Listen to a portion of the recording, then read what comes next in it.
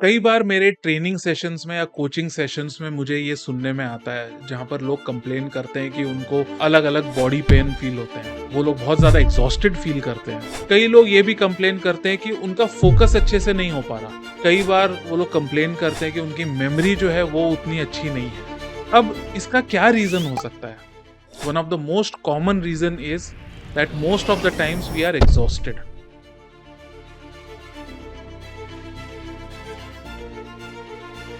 In fact 2022 में एक study हुई थी जिसमें यह पता चला कि मोर देन 60% जो वर्किंग प्रोफेशनल्स हैं वो लोग कंसिस्टेंटली एग्जॉस्टेड हैं। यानी आज के दिन में हम लोग पूरी तरीके से रेस्ट नहीं कर रहे और पूरी तरीके से रेस्टोर नहीं हो रहे। जब मैं रेस्ट एंड रेस्टोर के कंसेप्ट को लोगों के साथ डिस्कस करता हूं तो लोग बताते हैं कि हम 2-3 दिन की छुट्टी पे चले जाते हैं या फिर हम वीकेंड्स पे थोड़ा ज्यादा सो लेते हैं।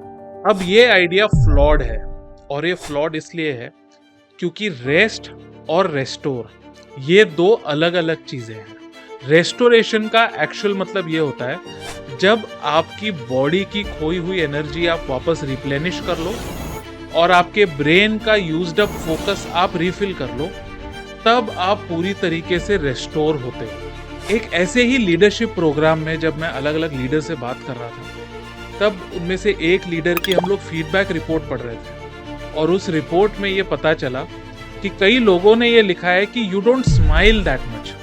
अब स्माइल का हमारे एग्जॉशन से क्या लेना देना है? I think it's pretty straight forward कि जब आप थके हुए होते हो तो ऑब्वियसली आपके लिए खुश रहना थोड़ा सा डिफिकल्ट हो जाता है।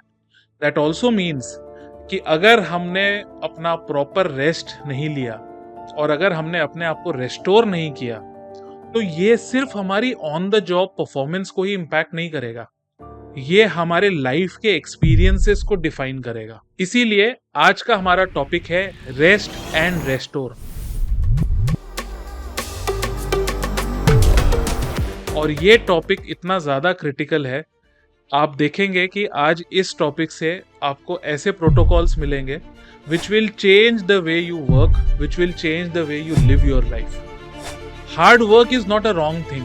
अपने आप को पुश करना कोई गलत बात नहीं है। अपना बेस्ट एफर्ट डालना बिल्कुल भी गलत बात नहीं है। अपने ब्रेन का मैक्सिमम यूज करके सबसे अच्छे प्लान्स बनाना और उनको एग्जीक्यूट करना ये बहुत अच्छी चीज है। हाउएवर जब हम इन सब चीजों को करते रहते हैं लेकिन हम प्रॉपर रेस्ट पे और अपने आप को पूरी तरीके से रेस्टोर करने पे अगर हम एफर्ट नहीं लेंगे तो ये जो हमारी कैपेबिलिटी है वो लंबे समय तक हमारा साथ नहीं दे सकती। इस चैनल का एक बहुत इंपॉर्टेंट एम ये है कि हम अपना बेस्ट दें, लाइफ को बेस्ट तरीके से एक्सपीरियंस करें और वो हम लंबे समय तक करते चले जाएं। तो अगर आपको लंबे समय तक सक्सेस एक्सपीरियंस करनी है तो आप आज का एपिसोड पूरा देखें और इस एपिसोड के एंड में जो आपको प्रोटोकॉल्स बताए जाएंगे उनको अच्छे से फॉलो करें।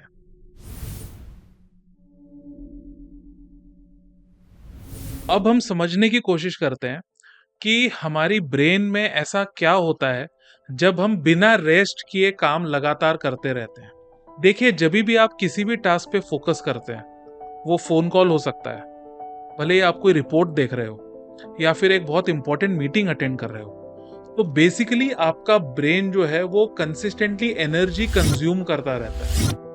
और सिर्फ एनर्जी कंज्यूम नहीं हो रही है, बिकॉज हर एक टास्क की ये रिक्वायरमेंट होती है कि आप अपने टॉप मोस्ट अटेंशन में रहो, इसलिए थोड़ा थोड़ा बॉडी में कॉर्टिसोल भी बनता चला जाता है। और इसीलिए जैसे जैसे हम ज्यादा डिमांडिंग टास्क करते रहते हैं वैसे वैसे हमारे ब्रेन को और हमारे शरीर को रेस्ट की जरूरत बढ़ती चली जाती है। एक बार हम एक कोहोर्ट को ट्रेन कर रहे थे जिनका कस्टमर फेसिंग रोल था और हमने नोटिस किया कि वो लोग लगातार 8 से 10 घंटे तक कस्टमर की क्वेरी सॉल्व करते रहते थे। और जब मैं उनसे बात करता था तो वो लोग एक्चुअली इस चीज के लिए बहुत प्राइड लेते थे कि सर हम लोग ना कंसिस्टेंटली काम करते हैं पूरे दिन। हाउएवर उनके डेटा में हमने एक बहुत कॉमन चीज नोटिस की और वो ये थी कि वीक के एंड होते होते वो लोग थोड़ा थकने लगते थे और वो थकान कहाँ पर नजर आती थी? उनके कस्टमर्स के रेस्पॉन्स को देखकर पता चलता था। अब वो लोग थोड़ा सा ज्यादा इरिटेट हो रहे थे। अगर कस्टमर अपना फ्रस्ट्रेशन एक्सप्रेस कर रहा है तो वो लोग उसको थोड़ा पर्सनली ले लेते थे। इसका मतलब है जब हम थकने लगते हैं तो हमारे लिए सीधा सोचना बहुत डिफिकल्ट हो जाता है और बाद में हम थोड़ा सा चिड़चिड़ा होने लग जाते हैं, बिना कारण चीजों को पर्सनली लेने लगते हैं और जिन चीजों को शायद आप यूजुअली इग्नोर कर देते उन चीजों पे भी आप रिएक्ट करने लग जाते हैं। वहीं पे अगर हम रेस्ट करते हैं तो क्या होता है, इसकी एक रिसर्च हुई थी 2022 में जिसमें 2300 पार्टिसिपेंट्स पे उन्होंने स्टडी की थी और उन्होंने ये किया था कि 2300 पार्टिसिपेंट्स को दो ग्रुप में डिवाइड कर दिया था। एक ग्रुप को अपने यूजुअल पेस पे पूरे दिन काम करने के लिए कहा था और दूसरे ग्रुप को बीच बीच में छोटे छोटे ब्रेक्स लेकर अपना काम करने के लिए कहा था। जब पूरा दिन खत्म हुआ तो इन्होंने पूरा डेटा एनालाइज किया और इन्होंने ये बात नोटिस की कि डे के एंड में दोनों ने सेम एफिशिएंसी के साथ काम किया है, लेकिन जिस ग्रुप ने बीच बीच में रेस्ट किया था उनकी इन जनरल मिस्टेक्स कम थी। इन जनरल डे के एंड में वो लोग ज्यादा रिफ्रेश थे। सो ये स्टडी हमको ये बताती है कि अगर हम बीच बीच में मिनी ब्रेक्स लेते रहेंगे तो उससे हमारे काम करने की क्षमता पे कोई भी खराब असर नहीं आएगा, बल्कि ये आपकी एनर्जी को रेस्टोर करता चला जाएगा और पूरे दिन काम करने के बाद में भी आपके पास में अपनी हॉबीज, अपने फ्रेंड्स और अपनी फैमिली के लिए और ज्यादा एनर्जी रहेगी। तो रेस्ट हमारे लिए क्यों जरूरी है, स्पेशली ब्रेन के लिए? तो कई सारी ऐसी स्टडीज थी जिसमें हमको ये पता चला कि जब हम अपने काम से एक रेस्ट लेते हैं तो ब्रेन दो चीज करता है। सबसे पहली चीज जो रैंडम मेमोरीज है और जो टॉक्सिन्स है उनको क्लियर करता है। दूसरी, रेस्ट लेने से पहले जो भी हमने चीजें की थी उसको वो मेमोरी को स्ट्रेंथन करता है, जो हमारे नए साइनेप्सेस है उनको बिल्ड करता है और जो नई चीजें हमने सीखी है उसको स्किल में डेवलप करने में हमारी मदद करता है। वहीं पे अगर हम लोग रेस्ट नहीं लेते और ये कंसिस्टेंटली हमारी मेमोरीज का बिल्डअप होता है, उस वजह से ब्रेन थोड़ा सा ओवरवेल्म हो जाता है और बाद में उसका असर हमारी मेमोरी पे होता है, उसका असर हमारी कोई भी चीज को समझना, सीखना और उसे रिपीट करने पे भी उसका असर बहुत ज्यादा होता है। उसके साथ में ही हमारा इमोशनल कंट्रोल जो होता है वो हमसे छूट जाता है, बिकॉज प्रीफ्रंटल कॉर्टेक्स जब लंबे समय तक बहुत ज्यादा एक्टिवेट रहती है तो कुछ टाइम के लिए उसको रेस्ट करना पड़ता है और इसीलिए हमारे इमोशंस पे हमारा कंट्रोल छूटने लग जाता है। हम लोग इरिटेटेड होते हैं, चीजों को पर्सनली लेना शुरू कर देते हैं और बहुत ज्यादा सेंसिटिव हो जाते हैं। इसीलिए कई सारी न्यूरो साइंटिफिक स्टडीज में प्रूव हुआ है कि जब भी कोई अपने न्यूरोलॉजिकल डिसीज से रिकवर हो रहा है उस समय अगर उसकी नींद के ऊपर फोकस किया जाए और उसके रेस्ट पे ध्यान दिया जाए तो वो लोग बहुत जल्दी रिकवर कर जाते हैं। सो मैं आपसे कहूंगा कि आप इमेजिन कीजिए कि आपका जो ब्रेन है वो एक स्मार्टफोन की तरह है जिसमें बहुत सारी एप्स चल रही है, लेकिन जितनी ज्यादा एप्स आप उस पे एक साथ चलाते हैं उसकी बैटरी उतना ही जल्दी खत्म होती है। सेकेंड, आपने नोटिस किया होगा कि कई बार उसका टेम्परेचर भी ऊपर चला जाता है और फिर जो टास्क है वो थोड़ी स्लो हो जाती है। आप एप्स में जब काम करते हो तो रिएक्शन टाइम उसका स्लो हो जाता है। ये सेम चीज हमारे ब्रेन के साथ होता है जब हम उसको टाइम पे रेस्ट नहीं देते हैं। थोड़ा सा हम अभी डेटा पे बात करते हैं। मोर देन 43% जो एम्प्लॉयज हैं, वर्किंग प्रोफेशनल्स हैं, वो लोग ये कंप्लेन करते हैं कि वो लोग फुल्ली रेस्टेड नहीं है।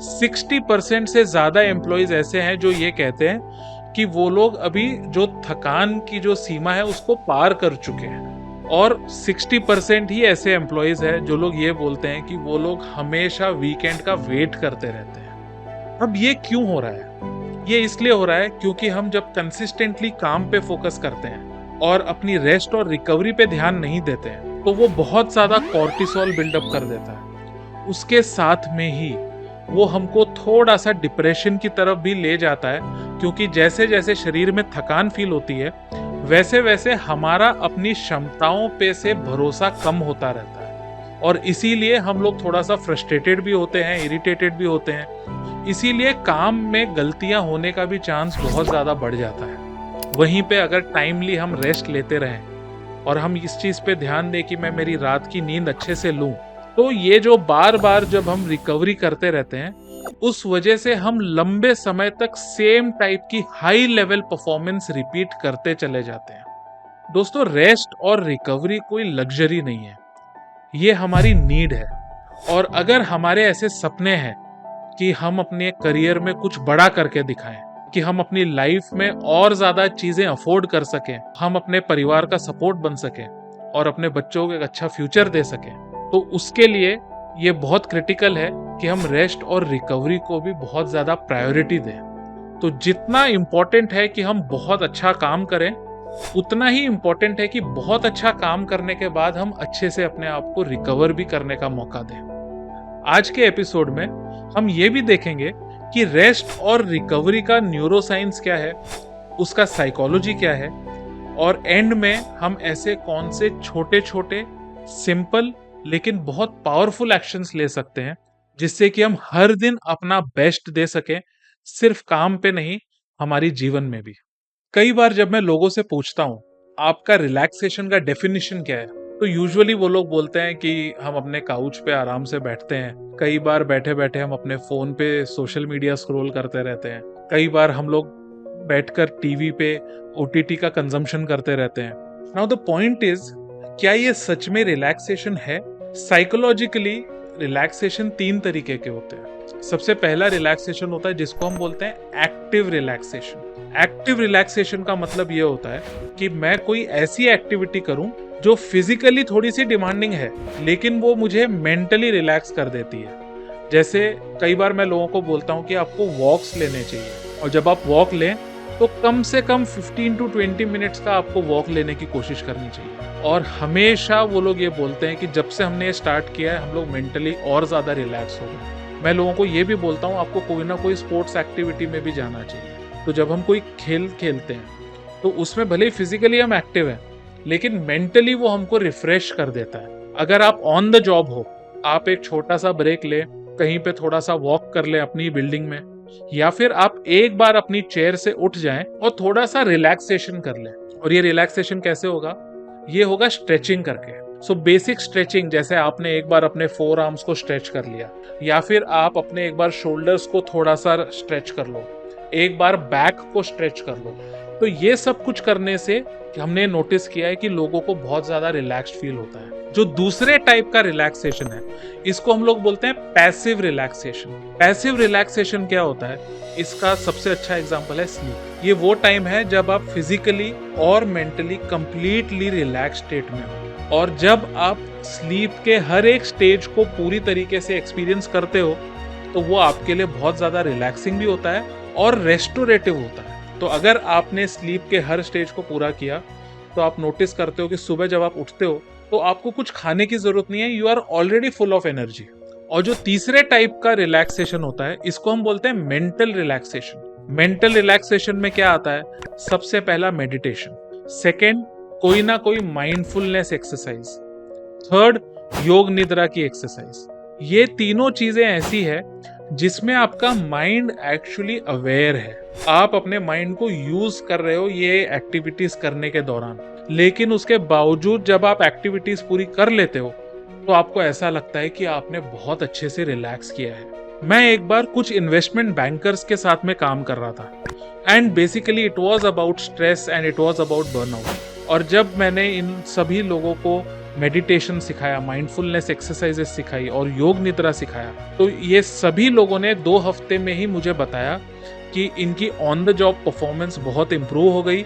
उसके साथ में ही इनके जो डे टू डे लाइफ के जो स्ट्रेस थे उसको हैंडल करने की क्षमता बहुत अच्छी हो गई। प्लीज अंडरस्टैंड, अगर आप लाइफ में कुछ भी अचीव करना चाहते हो तो वो मुश्किल होने वाला है, और अगर वो मुश्किल होगा तो वो आपको स्ट्रेस भी देगा। दैट मीन्स कि अगर हमको सक्सेसफुल होना है तो इस जीवन में हमको सक्सेस के साथ में स्ट्रेस को भी झेलने की आदत लगानी पड़ेगी। हैविंग सेड दैट, स्ट्रेस का आपके मन पे या आपके शरीर पे कोई नुकसान हो ये जरूरी नहीं है। अगर आपने सही समय पे रेस्ट किया, सही समय पे मेडिटेशन, माइंडफुलनेस एक्सरसाइजेस की, तो आप ये नोटिस करेंगे कि आप अपना बेस्ट देंगे, लेकिन उसके बावजूद भी स्ट्रेस के कोई भी नेगेटिव इफेक्ट्स आप साथ में फील नहीं करेंगे। सो हार्वर्ड ने एक स्टडी की थी। उस स्टडी में 1000 प्रोफेशनल्स को उन्होंने इंक्लूड किया और इन्होंने एक चीज नोटिस की कि जब हम 50 to 60 आवर्स हर हफ्ते काम कर रहे हैं और उसके बाद में भी जो हमारा पर्सनल टाइम है, उस टाइम पे भी ये लोग कंपनी के ईमेल्स चेक करते हैं, उस टाइम पे भी ये लोग जो इनके आपस में जो ग्रुप्स है उस ग्रुप पे कम्युनिकेट करते रहते हैं। ये एक बहुत बड़ा रीजन है कि हम अच्छे से रिकवर नहीं हो पाते, क्योंकि एक टर्म है जिसको हम लोग बोलते हैं साइकोलॉजिकल डिटैचमेंट।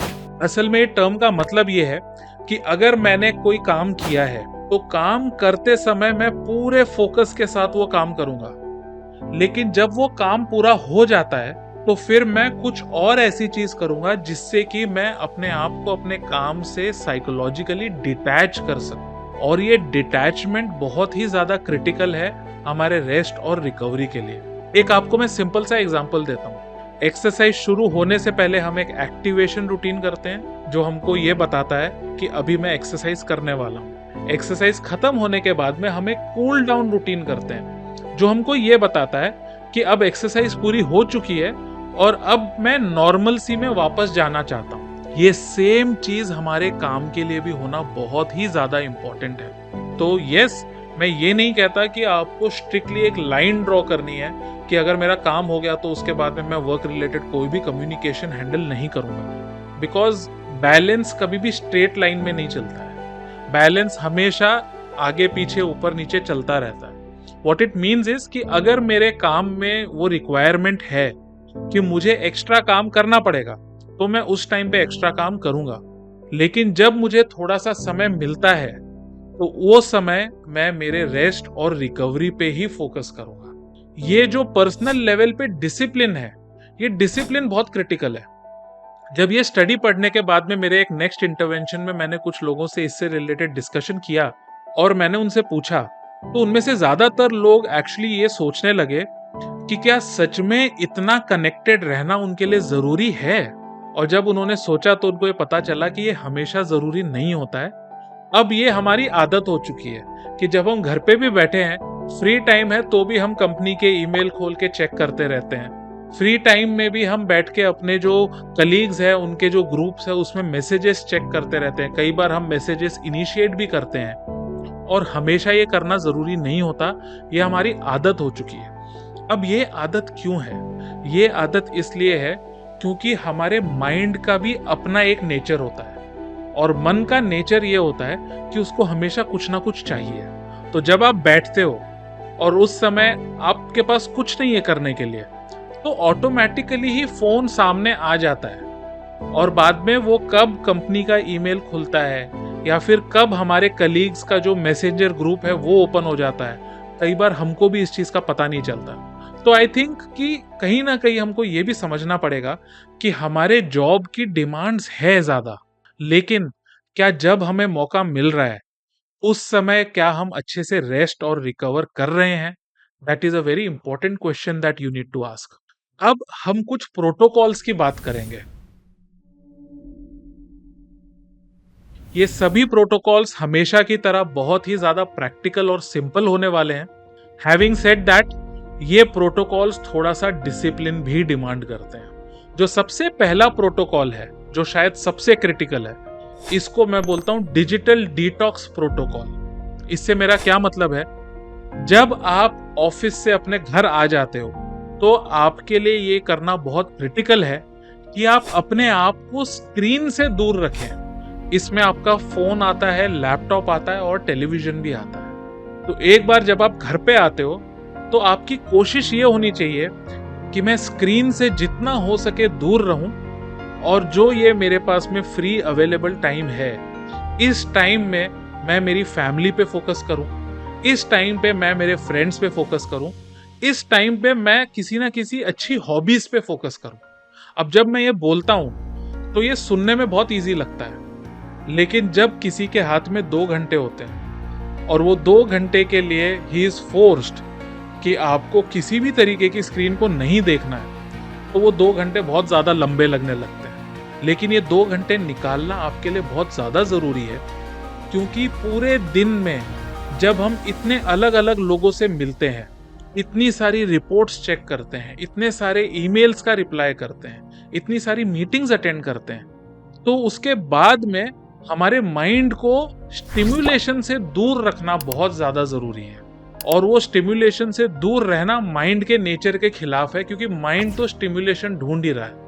इसीलिए आप नोटिस करते हो कि वीकेंड्स पे लोग न्यूज चैनल बहुत ज्यादा देखते हैं, या फिर हम ऐसी चीजें देखते हैं ओटीटी प्लेटफॉर्म्स पे भी। आप अगर कंटेंट देखो तो वो ओवरली स्टिम्युलेंट होता है। क्या रीजन है इसके पीछे का? क्योंकि हमारा माइंड स्टिम्युलेशन ढूंढ रहा है, और जब भी इसको स्टिम्युलेशन मिलता है तो डोपामीन का सेक्रेशन होता है। डोपामीन क्या है? रिवॉर्ड एंड मोटिवेशन का केमिकल है। अब जैसे ही हमारा स्टिम्युलेशन मिलना बंद होता है तो हमारे अंदर एक क्रेविंग आती है कि मुझे स्टिम्युलेशन चाहिए, जिससे कि मुझे डोपामीन फिर से मिल सके। लेकिन अगर आप ये स्टिम्युलेशन अपने आप को नहीं देते हो तो आपकी डोपामीन की स्केल फिर से रीसेट हो जाती है, और ये आपको मदद करता है कि आप अच्छे से रिलैक्स कर सकें, रेस्ट कर सके, और अगले दिन के काम के लिए अपने आप को फिर से तैयार कर सके। तो ये है हमारा पहला protocol, digital detox.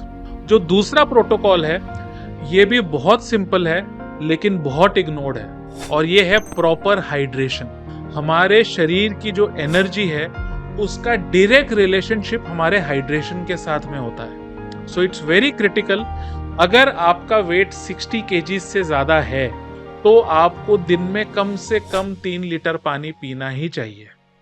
Having said that, मैं कई बार ऐसा नोटिस करता हूं कि हम लोग ये चीज एक्सचेंज करते हैं और बाद में लोग वो वाटर बॉटल हमेशा अपने पास में रखते हैं, और वो लोग वाटर बॉटल को देखकर पानी पीते हैं। अब ये भी करना गलत है। ये करना इसके लिए गलत है क्योंकि आपकी बॉडी को पानी की डिमांड होनी चाहिए। तो जब आपको प्यास लगती है उस समय आपको पानी पीना चाहिए।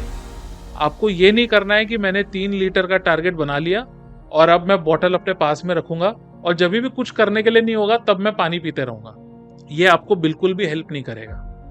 So this part is very critical कि हम अपने अंदर ये अवेयरनेस जगाएं कि मैं काम कर रहा हूं, लेकिन काम के बीच में भी अगर मुझे प्यास लगती है तो मैं वो 1 मिनट का टाइम अलग से लेके बैठ के पहले पानी पीऊं और फिर मैं मेरा काम करूं। So this protocol is very very critical.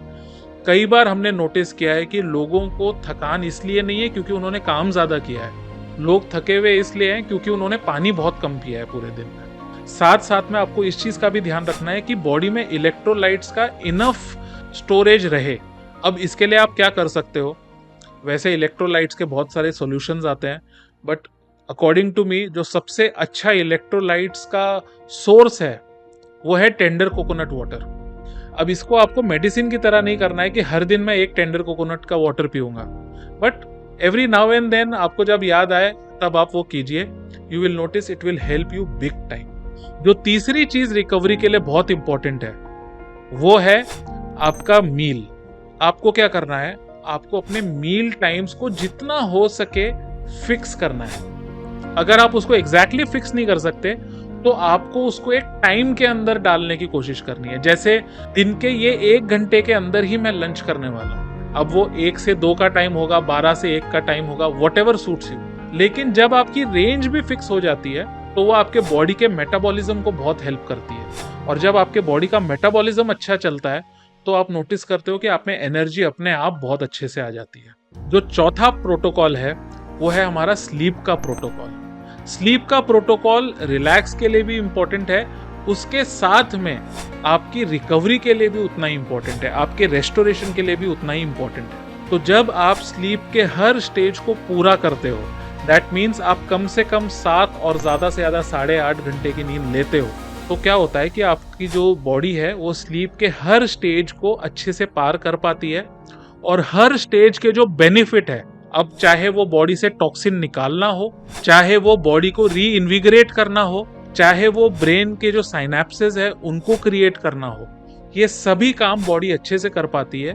और फिर जब आप अगले दिन सुबह उठते हो तो आप उस दिन की डिमांड्स के लिए पूरी तरीके से प्रिपेयर्ड रहते हो। जो 5वां प्रोटोकॉल है, ये प्रोटोकॉल है टू एक्सरसाइज। अब कई बार मैं जब लोगों को बोलता हूँ कि आपको शाम को काम करने के बाद में एक्सरसाइज करना चाहिए, तो लोग बोलते हैं अरे हम में एनर्जी नहीं होती, हम एक्सरसाइज कैसे करें? सी, एनर्जी आपकी बॉडी डिमांड के हिसाब से बनाती है। इनफैक्ट जो हम साइकोलॉजिकल डिटैचमेंट की बात कर रहे थे, वो साइकोलॉजिकल डिटैचमेंट सबसे अच्छे से काम इवनिंग के टाइम पे करेगा अगर आपने एक्सरसाइज किया तो आपकी बॉडी को एक मैसेज मिल जाएगा कि अभी अगर मैंने एक्सरसाइज किया है मतलब अब मेरा काम पूरा हो चुका है, अब मुझे मेरे रिलैक्सेशन पे फोकस करना है। तो जब आप ऑफिस से अपने घर आते हो, अगर आपने 35 से 45 मिनट्स का एक अच्छा वर्कआउट कर लिया, आप नोटिस करते हो कि आपकी एनर्जी और इम्प्रूव हो जाती है, आपका मेटाबॉलिज्म बहुत अच्छा हो जाता है, और सबसे इंपॉर्टेंट, आपकी बॉडी को एक मैसेज मिल जाता है कि एक एक्सरसाइज का सेशन हो चुका है, इसका मतलब मुझे अभी काम से डिटैचमेंट लेना है। इसके साथ में ही कई सारी माइंडफुलनेस एक्सरसाइजेज होती है जो मैं सबको सजेस्ट करता हूँ, भले ही वो बॉडी स्कैनिंग की एक्सरसाइज हो, भले ही वो 5 सेंसेस की एक्सरसाइज हो। ये सभी की सभी एक्टिविटीज आपके लिए बहुत अच्छी हो सकती है। हमारा एक माइंडफुलनेस पे पूरा एपिसोड है, अगर आप वो एपिसोड देखेंगे तो उसमें आपको माइंडफुलनेस की सभी एक्टिविटीज एक साथ मिल जाएगी। आप वो सभी एक्टिविटीज ट्राई करें और उनमें से जो आपको सबसे ज्यादा बेनिफिट देती है उसको आप आगे से प्रैक्टिस करना शुरू करें। ये था हमारा आज का episode on rest and recovery.